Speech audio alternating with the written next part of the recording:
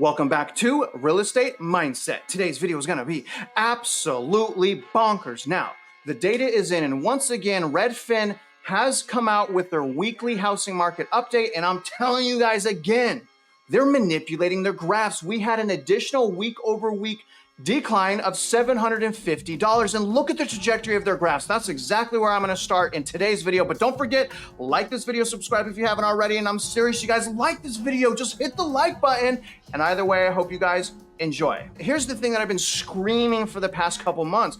I believe that Redfin is manipulating the trajectory of the graphs on their website so they don't show us that prices and values are actually plummeting right now. And we can see that if you look right above my head, look at the trajectory of the week over week updates. So here's the week over week updates from right there to right there. You guys, week over week, we lost $750. Be realistic, okay? I'm not trying to be I don't wear a tin foil. I'm not trying to be a conspiracy theory.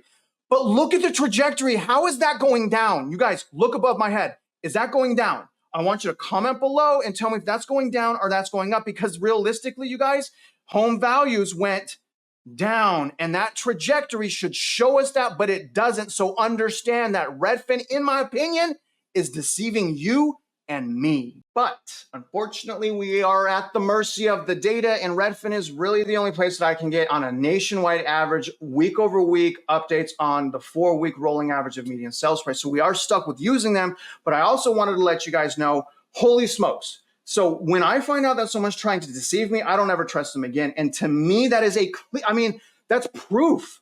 The line was going up, you guys. Values went down, not up. So someone's on the back end at Redfin, again, in my opinion, playing with those graphs. But either way, you guys, the name of this article is Housing Market Update 2023 on pace for fewest homes sold since 2008 Great Financial Crisis as mortgage rates hit a whopping 8%.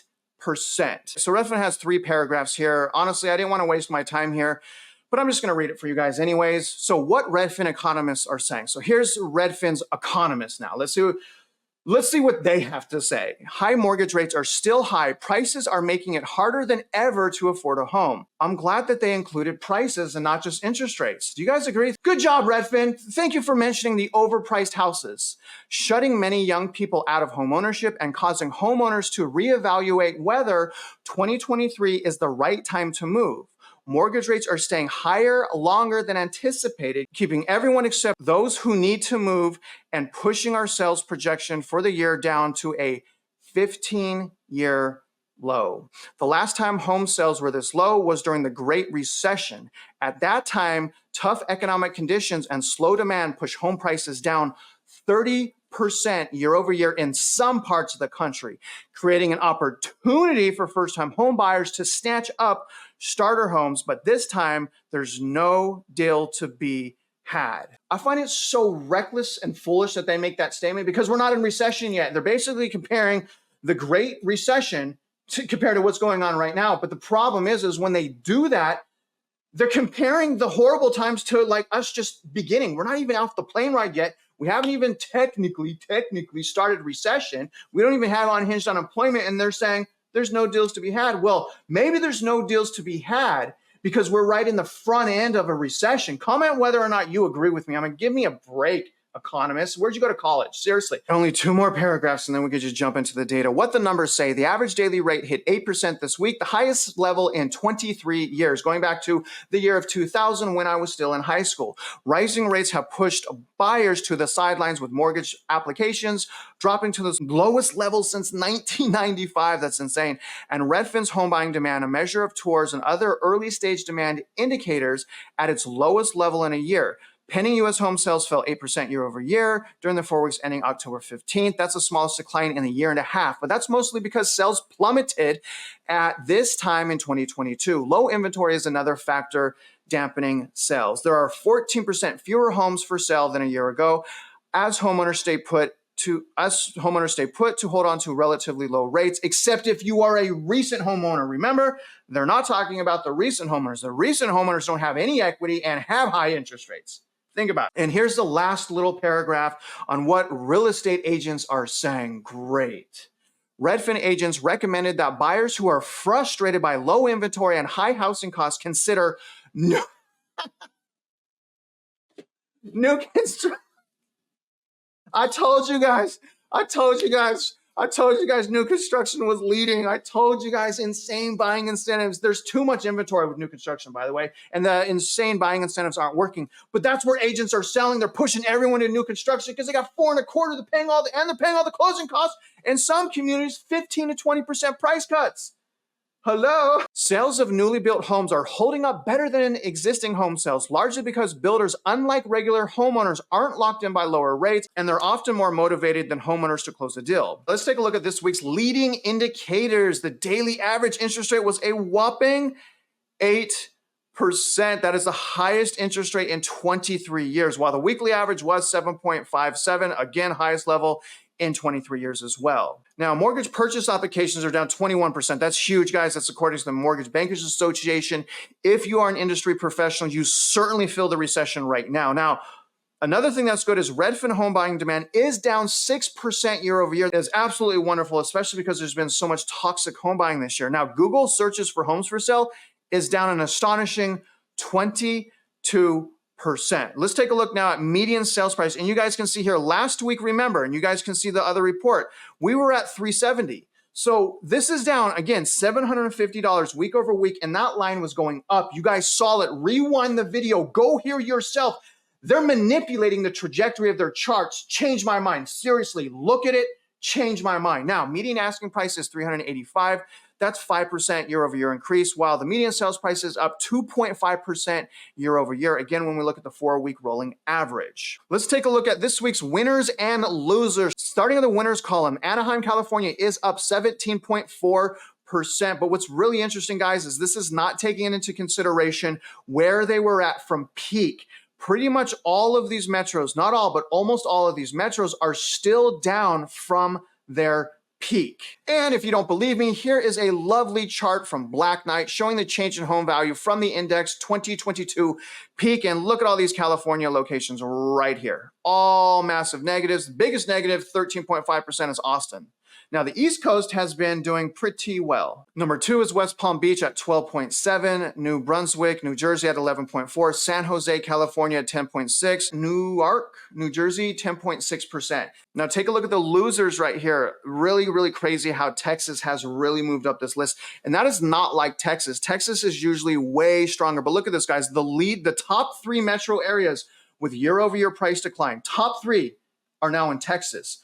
That's really mind-blowing. Like, think about that. That is crazy. Why did you think that might be? Do you guys remember me traveling around the nation, looking at all this new construction, saying, hey, new construction is going to lead this thing? Maybe that's why we see the top 3 declining metro areas in Texas. Guess what's the number 1 state in new construction? Texas is. So maybe, just maybe, I was right. Now, the number 4 declining is New York. New York, do you guys think that has anything to do with the STR bans and that creating more inventory? Think about it. Think about it. Maybe it does. Then number 5 is Jacksonville, Florida, sitting at 1.1. Florida is not out of the woodwork. I mean, Florida is going to decline. I know that. Time will tell, but we finally have Florida metro areas at the top of the list. And obviously, this is going to get worse as the year goes on. And again, you guys, despite what it shows year over year, understand that it's still off of peak. That's why I hate using year over year numbers, because it's not telling us what's going on right now. And it's not a good measure at peak. Because if peak is a year old, then it's never going to measure how much people lost from peak. All right, guys, now let's do some data visualization, starting with median sales price, sitting at 2.5% year over year. And again, we went down, okay? Median sales price went down, but look at the trajectory here. I mean, this is really, really disappointing, because that's right in our face, you guys. We can access this video anytime. This article is linked. Look for yourself. There's no justification for manipulating us like that. Median sales price, week over week, not even month, went down $750, okay? It went down. But again, this graph is showing up. Now, obviously, we hit peak around, what was it, July, the end of the July, and then last year we hit it a little bit earlier in June. And you guys can see we're off peak from 2022 and we're off peak from 2023. I think we're going to end down here this year. And again, if we end down here this year, that means from mid 2022, so mid 2021 and on, probably has no equity, especially when you count the cost to sell the house, which is normally 8%. And again, we're talking about equity. We're not talking about payment, so only price. Dare I give you my opinion and projections about the future? I get roasted when it doesn't happen, but you guys love it when I do it. So there you go. That's what I think is going to happen. Median asking price continues to do wild, wild things, you guys. It is up 5% year over year. You remember when the divergence was like equal. I was very, very suspicious at that, but it is what it is. It's going back down, I guess, right now. Now, one of the reasons for this huge spike right here could be, people taking their homes off of the market as a result of school starting, and then the higher end houses staying on the market. So more than likely it's, a luxury real estate thing, probably kids going back to school, people pulling it off the market. I started thinking about why would that happen? At first I thought it was shady, but when I looked back at the other years, I saw there was an increase there, and kind of here. So I was like, all right, there's got to be some type of seasonal reason, and that's the best thing I can think of. But either way, you guys, median asking price is down week over week, but it is up 5% year over year. This one is a monster. This is home buying housing payments. This is up 10.4% year over year. And again, year over year is right here. But when we calculate right here, we're up way more. And I want you guys to think about this fact. Just 2 years ago, mortgage payments were under $1,750. Fast forward to today, they're at $2,730. You guys, essentially, we need to be making 55% more income, okay? Or prices would have to drop about 30% price drop, okay? I'm happy with something in between. I'll take a 20% price drop, right? And I'll take a 20% price drop and maybe a 20% increase in income. But right now, you guys, overall, income's going down. Income's going down overall, especially when we adjust for inflation. So this is so out of whack. And that's why I keep warning people, just please, for just right now, until we have a better understanding of what's going on, just sit tight.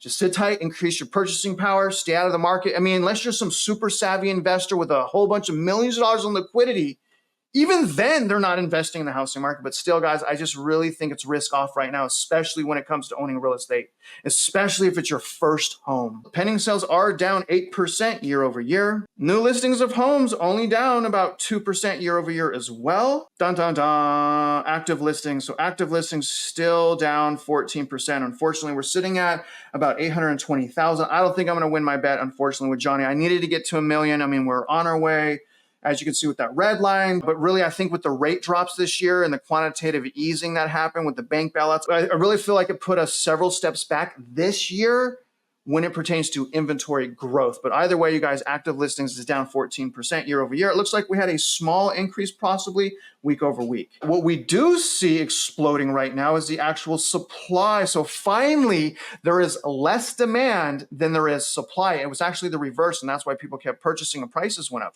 But look at the trajectory here of months of supply available. We're at 3.4 months, and the trajectory is almost straight up. You can see this trajectory right here. So this is shooting up. Anyone want to know why?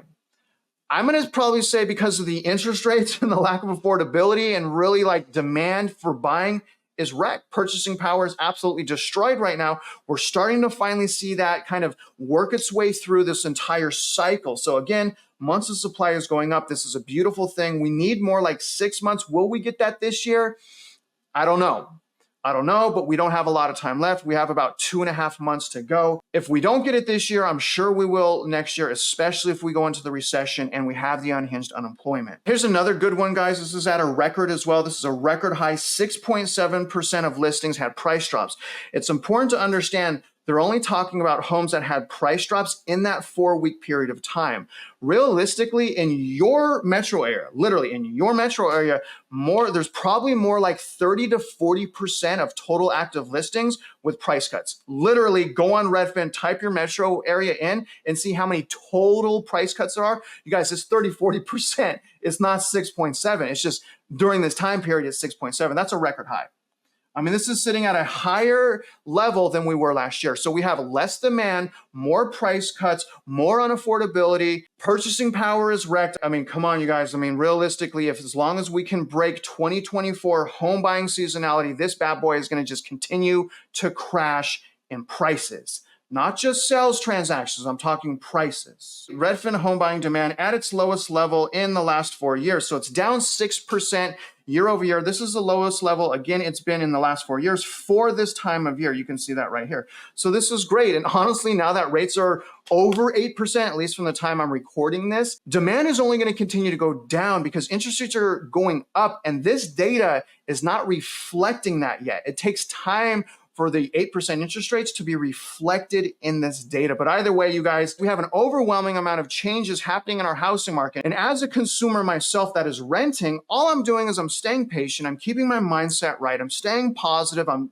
staying focused on my goals. I understand what I want in my local housing market. I understand my local trends, and I'm improving credit, income, assets. And honestly, I think all of us should be doing that. Now, if you already owned a home, just buckle down, save your money, have a great mindset, and try to make as much money as possible. And don't worry, you still have a loan modification as an option. But don't forget, loan modification can completely destroy your credit for half a decade. So it's not 100% get something for free because they destroy your credit. But other than that, guys, I hope you guys are doing all right out there. I hope your mindset is good. I hope you're loving people. I hope you're growing. And if you're out there investing in real estate, I wish you luck and I hope you win.